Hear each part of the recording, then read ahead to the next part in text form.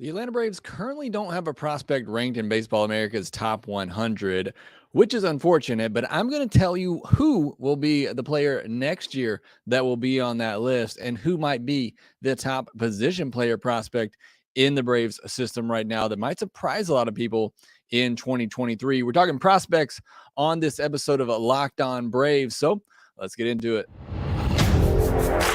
You are Locked On Braves, your daily Atlanta Braves podcast. Part of the Locked On Podcast Network, your team every day.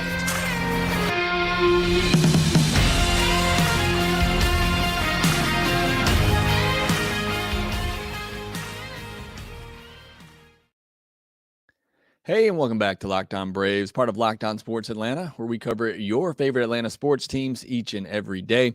I am your host, Jake Mastroianni. You can follow me on Twitter at Shortstop Ball. Also, make sure you follow my website at shortstopball.com, where you can see some of my writings and my other work as well. Make sure you follow the podcast on Twitter at LockedOn_Braves. Subscribe to us on YouTube if you're new. Hit that thumbs up button if you're watching this video. Help support the show. And as always, thank you for making Locked On Braves your first listen of each and every day. This episode is brought to you by FanDuel Sportsbook, official sport book of Locked On. Make every moment more. Visit FanDuel.com/LockedOn today to get started. And this is our weekly minor league episode. We're going to be focusing strictly on the minor leagues. We'll have some other news as well from Braves Fan Fest over the weekend, some news that came out of that. We'll discuss that at the end of the episode. But want to get into our minor league spotlight for the week because really I've been listening to a lot of minor league talk and podcasts lately, Baseball America, MLB Pipeline, but listening to all those podcasts. And, you know, it's really a bummer. The Braves system is so down right now. It's the Braves don't have a top 100 prospect in the Baseball America top 100 prospect list. Now, that does not mean there aren't going to be some very good players in this Braves farm system, as we've covered just about every week this offseason. There are some players in here that I think are going to surprise. I'm going to cover another one of those today. But according to Carlos Collazo, who works at Baseball America, the Braves have had a top 100 prospect on every Baseball America top 100 list going back to 1990 until this year. So it's pretty significant. Now, look, nobody was expecting Michael Harris to graduate last year. Vaughn Grissom, who just graduated, and I don't know if Vaughn Grissom would have been a top 100. Michael Harris certainly would have been, and I think Spencer Strider would have been as well. But for where the Braves are, they need those players to win now. They're graduating them, and they're playing well at the big league level. We've talked about it before. The Braves farm system is where it is because of some good reason, because they've done a great job developing and getting these players to the big league level. And a lot of it also because of the international restrictions that they had for so many years that they're thankfully now out of. But it is pretty significant to point out, and, newsworthy even, I think, that the fact that the Braves don't have anybody on the top 100 prospect list. So what I wanted to focus on here for just a minute, and I'd like to hear your comments in the chat and in the comment section as well on YouTube, is that who do you think is going to be the Braves prospect that will be on that top 100 list next year? Or do you think it's going to be 2 years in a row that the Braves don't have a top 100 prospect? Honestly, I think it could be 2 years in a row that the Braves don't have one. Now, I think they have several candidates that could be on that list next year, but I don't know. I don't see a prospect right now that's a slam dunk going to be a top 100 prospect come next season or next year. If I had to guess right now, and if you heard the podcast that I did on AJ Smith-Shawver, he would be my pick right now to be the Braves' lone representative on the top 100 prospect list next year on many outlets' top 100 prospect list. I think he has the biggest upside in the system, and hopefully we say full healthy year for him next year, and he starts to put it together and become that top prospect that a lot of people think he could be. I see Joseph Recap saying Jared Schuster, and I thought about Jared Schuster. He just doesn't have that front of the line top stuff to make him a top 100 prospect, but he's at a higher level that he probably has a better chance of doing so. If he goes out and has another good year at Gwinnett, full season at Gwinnett, I could see him perhaps joining the back of the top 100, especially if he doesn't get caught up and doesn't play, obviously if he doesn't throw more than 50 innings at the big league level, then I could see that as Jared Schuster, because he is at a higher level and he's had success there. So I think Jared Schuster could be a good call as somebody to get on the back half of the top 100 next year. But AJ Smith-Shawver would be my pick.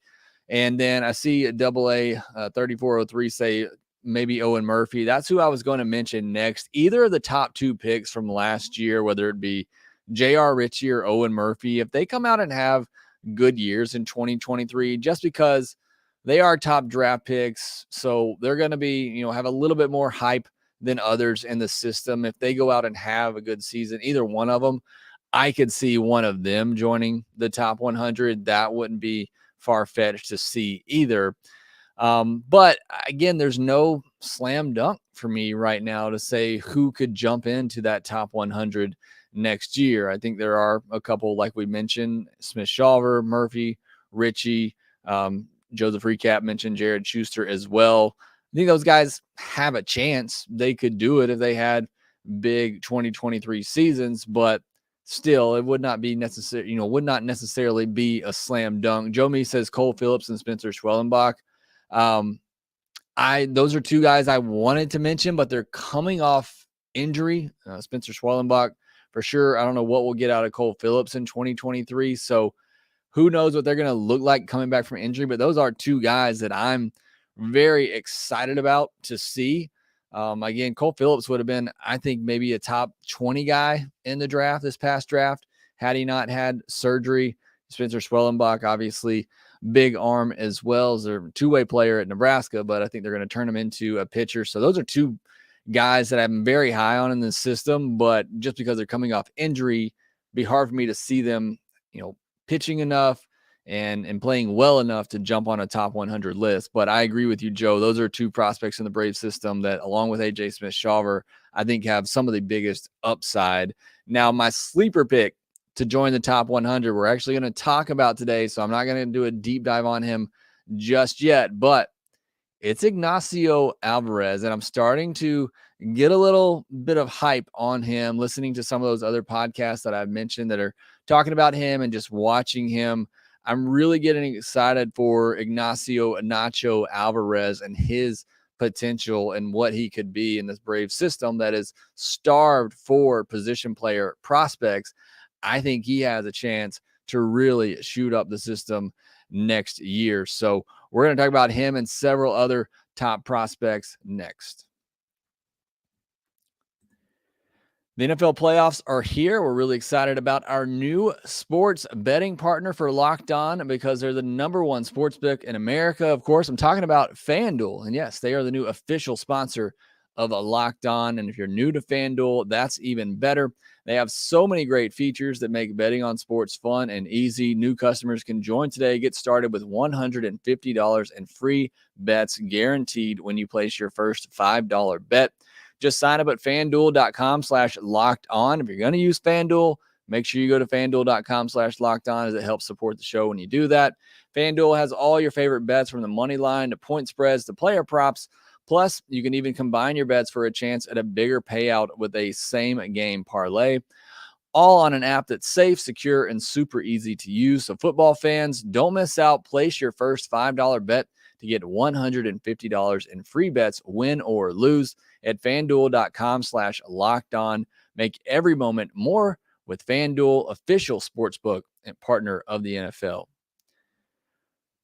All right, going to take a look at doing some prospect profiles for the Atlanta Braves. I mentioned before the break, Ignacio Alvarez, and somebody that I am getting really excited about to the point where maybe it's a little bit too much excitement, but 5th round pick in this last draft, and nobody knew who he was. I mean, I was scrambling. I was writing for Tomahawk Take at the time. I'm scrambling to find information on this guy out of Riverside Community College. Nobody had him on their radar. And listening again to some of the podcasts here recently, nobody knew about this kid except for the Braves. And after watching him, I don't know how. And again, maybe I'm getting myself a little too pumped up for him, but he just looks like a hitter. He looks like somebody who is going to hit for average. Will the power come along? I don't know. I think, probably profiles more as a 15 to 20 home run bat, but somebody that, again, you just watch him in the box, you watch him control the plate, control the bat, and he just looks like a hitter. 6 foot, 190 pounds. Just played 1 year at community college, so he doesn't turn 20 until this upcoming April. Right-handed hitter. They had him playing some shortstop, but he profiles more as a third baseman.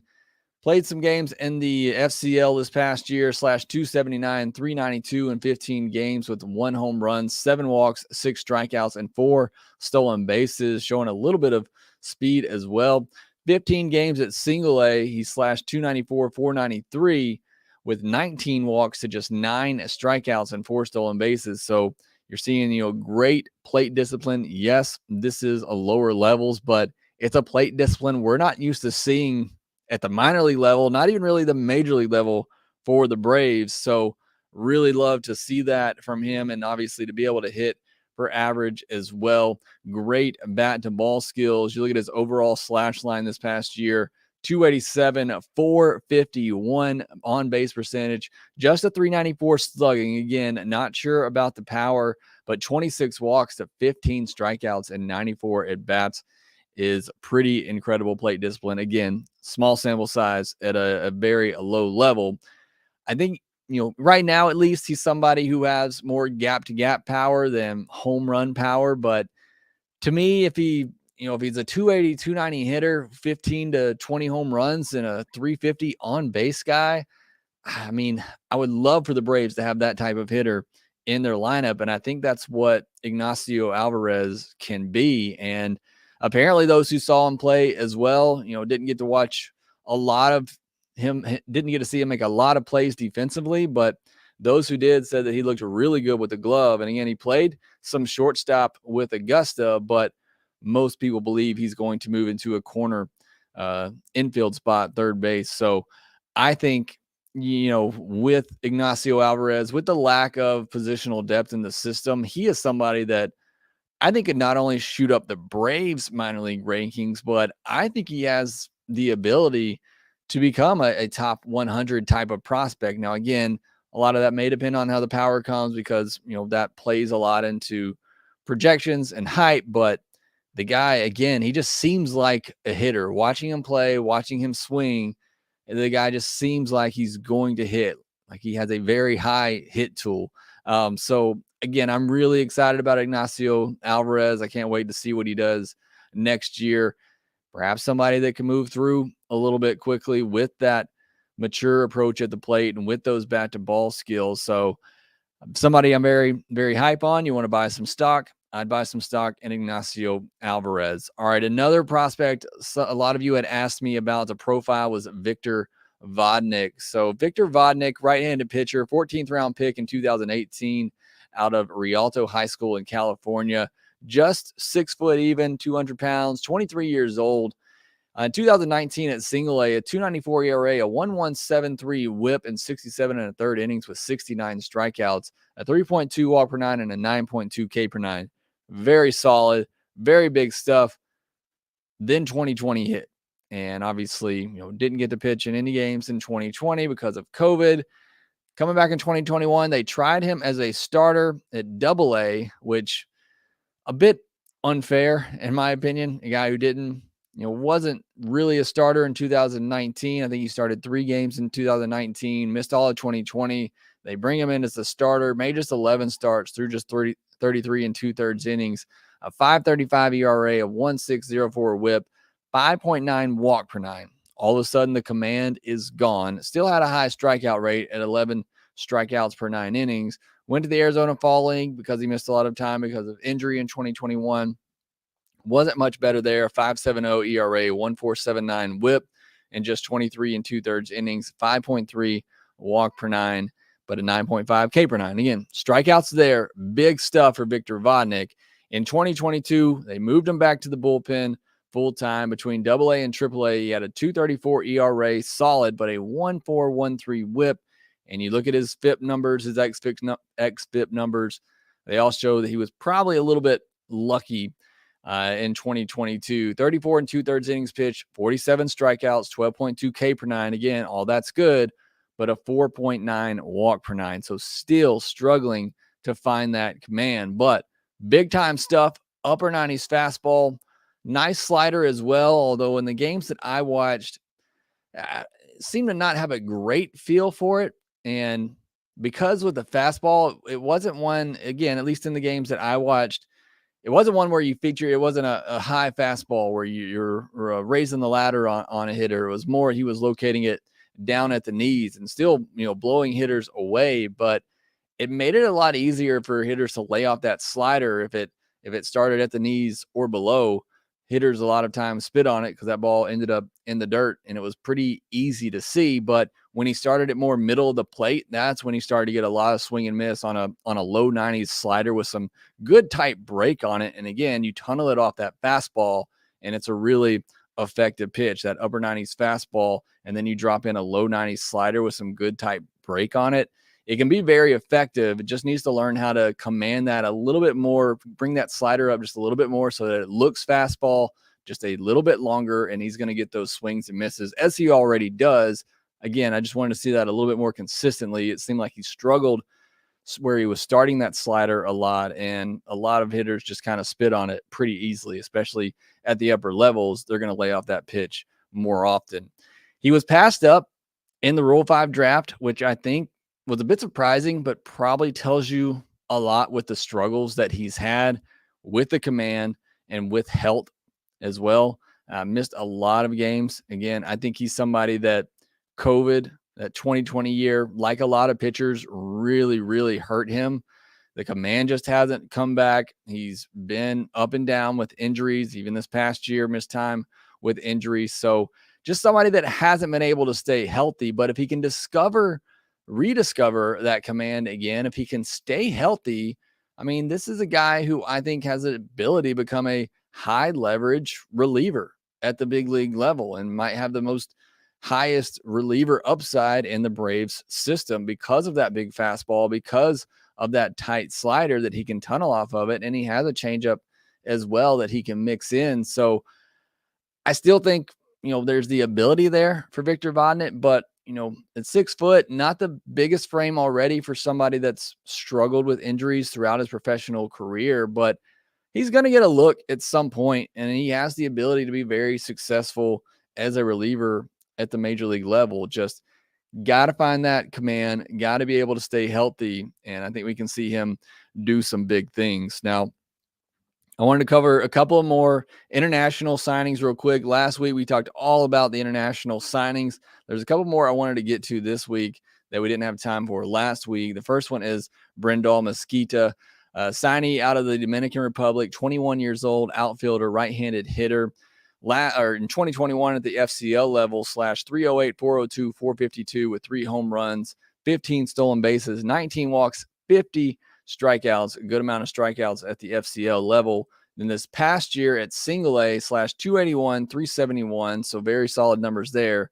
375, not a lot of power. And you watch this kid in the box, and he looks is such an athletic stance, and it looks like there should be a lot of power in there, but we've yet to really see him tap into that yet. And he is, 21 years old, but we've yet to see him really tap into that power. But a strong athletic frame and, a good stance in the box. I don't know why the power is not playing. And I think that's something he's got to work on, especially, with the big strikeout numbers. You can take that if, a guy's giving you 20, 25 home runs a year, but, 101 strikeouts last year and just 3 home runs, does have some speed, 14 stolen bases. And again, 371 on base. So he's able to get on base, but just too many strikeouts for not a lot of power. If you're going to be swinging like that, you got to see a little bit more power. And that's the one thing with Brandol. We got to see the power, tap into that power, and I think he'll be just fine. But again, Love the build, love the athleticism, but if you can improve that plate discipline, pitch recognition, and be able to square up those balls for some power, even some more gap power, but obviously we'd love to see him get the ball over the fence a good bit more. He could turn into a really, really solid prospect. And then finally, Geraldo Quintero signed out of Venezuela, 5'8", 155 pounds is what he's listed at, 21 years old, a switch hitter in 2021 at the GCL level, just 207, 312, 273 slash line in 40 games. But this past year, really a solid season for him at single A slash 261, 358, 423 with 6 home runs in 91 games, 48 walks to 69 strikeouts. So not bad there. Also had 26 stolen bases, played 22 games at high A as well, slash 238, 347, 363 with 2 homers, 10 walks, 22 strikeouts and 8 stolen bases, again, in 22 games at high A. So to me, watch this kid play, looks like a speedy second baseman. He's played second and third, but I think he ultimately ends up at second base. Some good hands, the switch hitter, especially from the left side. I really like the way that he was able to pull his hands in. I think he has sneaky power. I mean, I read some other outlets that don't think the power that we saw this past year is going to be who he really is, but I like the swing from the left side, and he does hit righties much better. So I don't, a switch hitter, again, I think could have some sneaky pop, could probably, hopefully reach 20 home run potential, good speed, gets on base, pretty good eye at the plate. So I think he's somebody that, could turn into something. There's obviously a pretty good switch hitting second baseman for the Braves already. I don't think he's Ozzie Albies, but maybe Ozzie Albies light, could be a utility type of player, switch hitter, that type of deal. But I really like Geraldo Quintero, what I've seen out of him, what I've watched. I think he could be a really solid, again, utility type player. If, we can improve the exit velocities, because those aren't great. He had a lot of batted ball luck this past year. Then I think he could turn into an everyday infielder. But if not, again, I think he kind of has a floor as a utility switch hitting player, which has some value as well. So that does it for this week's minor league recap. Let me know your thoughts in the comments section below. Would love to hear some of your thoughts on these players and who you think will be on the top 100 list for the Braves next offseason.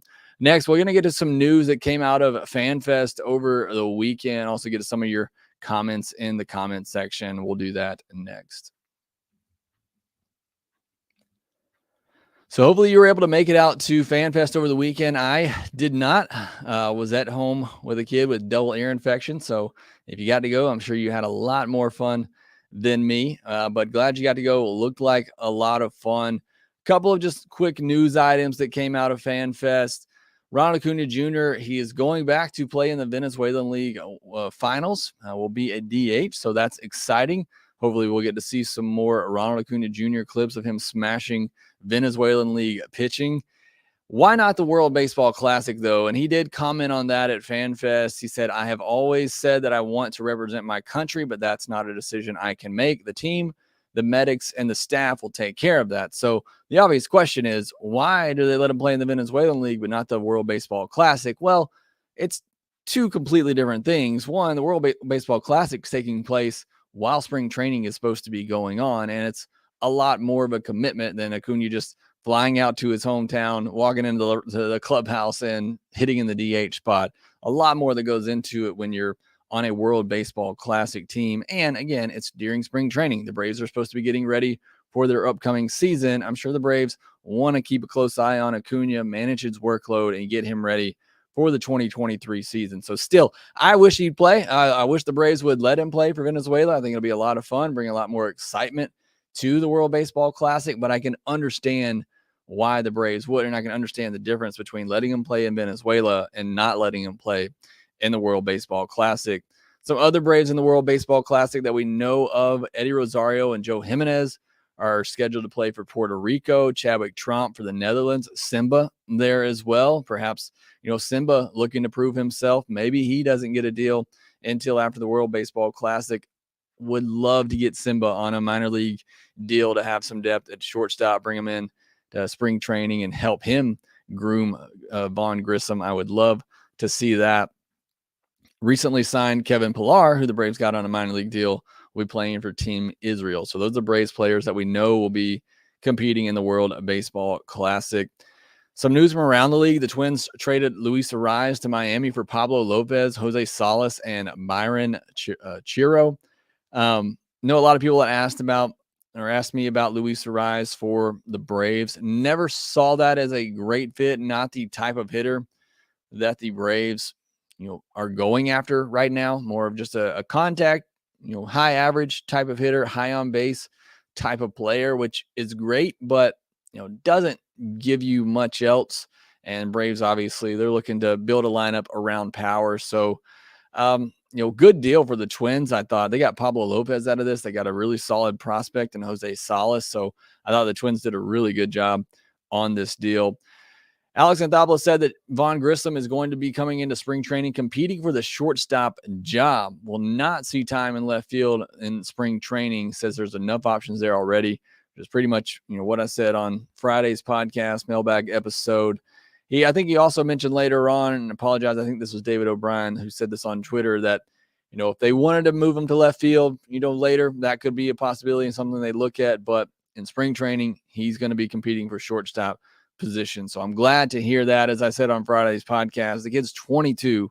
He's way too young and athletic to just give up on him being a shortstop. Let him try it out this year, see what kind of improvements he can make. If he can become the long-term option at shortstop, that's a huge deal for the Braves. So you got to see what he can do there and see if Ron Washington can work some magic. And then Mike Soroka said he's having his first normal non-rehab offseason in 3 years. I'm getting super giddy and excited about Mike Soroka and hope that he comes into spring training just ready to go, can stay healthy, and looks like the Mike Soroka that we know and love. So that was some of the news out of FanFest. Again, hope you were able to be there and enjoy it. It looked like a lot of fun. I wish I could have been there. Hopefully, maybe when the kids get a little bit older, definitely want to make plans to be there for that. Just looking at the chat section real quick, Christopher Shaffy says, hope you had a great weekend. What will be a better battle? Battle for who is the starting shortstop or fifth starter position? One thing that David O'Brien mentioned on Twitter about the fifth starter battle is that Mike Soroka and Ian Anderson will be living together during spring training. So that will be very interesting and fun to watch. But I'm more concerned about the long-term future at shortstop for the Braves. So I don't know that that'll necessarily be an interesting battle because I think we know what Orlando Arcia is at this point, but I think it might be the more important battle. But both of those are going to be very fascinating to watch. Joe Me says Nacho is the man. If you referring to Ignacio Alvarez, I'm very excited for him. And Joe Me also said so much upside with Nacho. I love those mystery prospects. Makes the projection so much fun. It does. I mean, I can remember draft night and they announced him, and I am looking everywhere trying to find out information on this guy, and nobody had anything. It's in the 5th round. So great scouting by the Braves. Really excited about his 2023 season. Thomas Ponce says, where are we on Shoemake? I think he has any future with the Braves, let alone in the MLB. Mentioned Shoemake a couple times. I've never been that high on him since the Braves drafted him. I think he could be a solid utility type player on the bench. Seems to have a solid glove, so it could be a solid glove off the bench, but I don't see him as an everyday player. But I think he could get a chance as a utility bench type player. Marianne Smith, I have not seen any of the young men you talked about. I really hope they will come out and one of them will be slamming. I hope so as well. Again, a lot of these kids still very young. We don't have a lot of information on them, but that's where most of the Braves prospects are right now because they have graduated so many at the upper levels. Vodnik's one that's been around for a while, but because he struggled with injury, we just haven't seen him on the field a lot.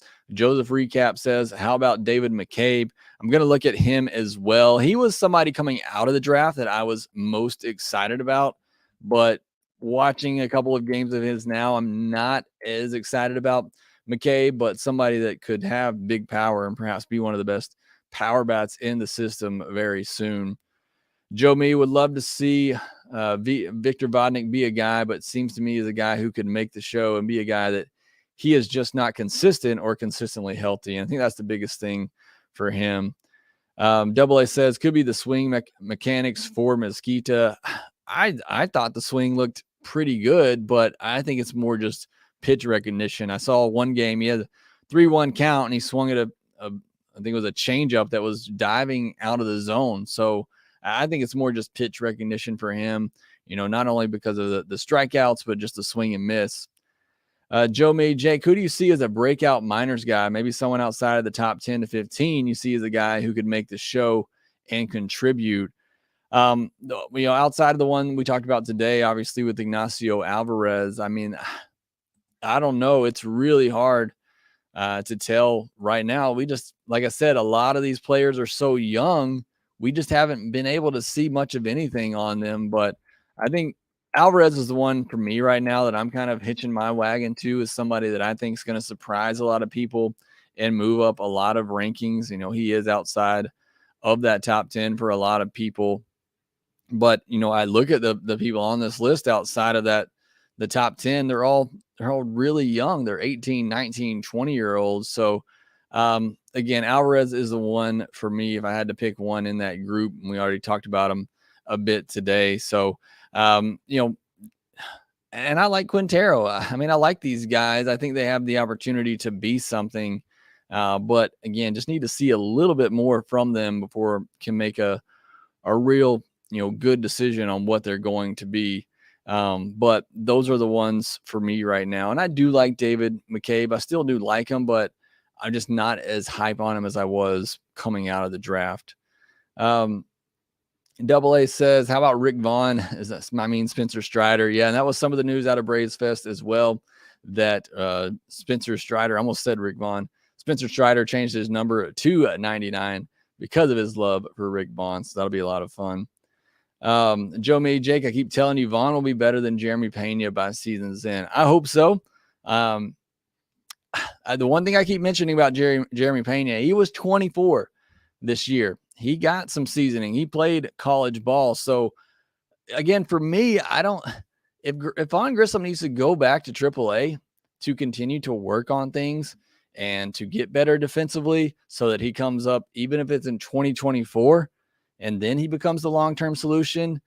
To me, it's so imperative for the Braves to find that long-term solution and at shortstop. And if Vaughn Grissom can be that, and he just needs a little bit more seasoning, then let him get that. Go sign a veteran and let him get that at the minor league level. And then, if he proves himself ready later in the year, or if he needs an entire season and you wait till next year, then so be it. But to me, they got to find that long-term answer at shortstop. You just can't go through a championship window like this and not have somebody dependable at the shortstop position, in my opinion. It's not the Braves can't win without that, but it's a very important position to not really know what you have there. Couple more here. Joseph recap, David McCabe from UNC Charlotte, that the Braves after that postseason. That's who we were talking about earlier. And big power at UNC Charlotte. Didn't necessarily see it.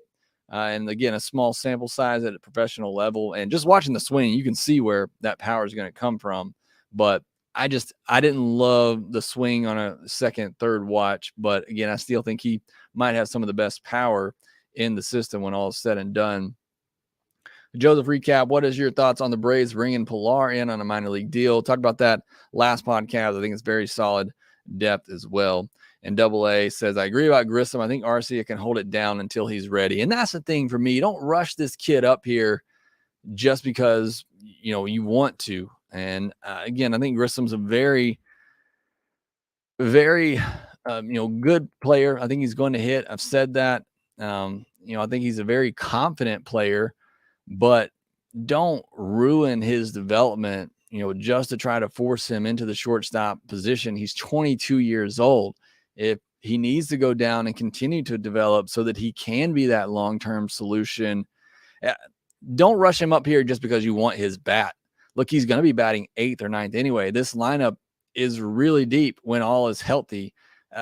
Grissom's bat, as good as it can be, I don't think it's going to make that much of a difference in the Braves winning or losing the division this year. So get him ready, give him, Ron Washington's work with him, give him the tools that he needs to become a solid everyday shortstop defensively.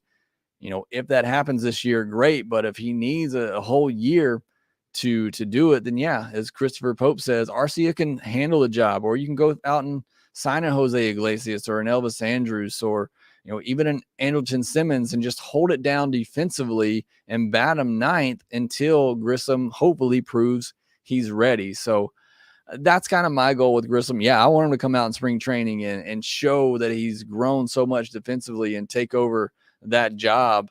But if he doesn't and he still shows that he needs work, don't just scrap it. The kid's 22. Send him down to the minors. Let him continue to work on it and see if there's something there long term. But for me, the Braves got to figure out what the answer is at shortstop long term. I hope it's Vaughn Grissom. I think it can be Vaughn Grissom, but don't just try to force it because you think he's the better bat. If Arcia can do a great job defensively, or you go out and get a veteran and Grissom continues to work on it, so be it. But to me, it's so more important that he become, an above average defender. And because I think the bat's going to play, and I think that's just a better trajectory long term for the Braves to have that and to figure that out as soon as they can. So again, appreciate all the comments. Appreciate you all, as always, for listening to Locked On Braves. Make sure that you go follow us on Twitter at LockedOn_Braves. Follow me at Shortstop Ball. Thanks for making us your first listen. Go make Locked On MLB Prospects your second listen. Lindsey Crosby, big Braves fan and an Auburn fan as well. War Eagle to Lindsey.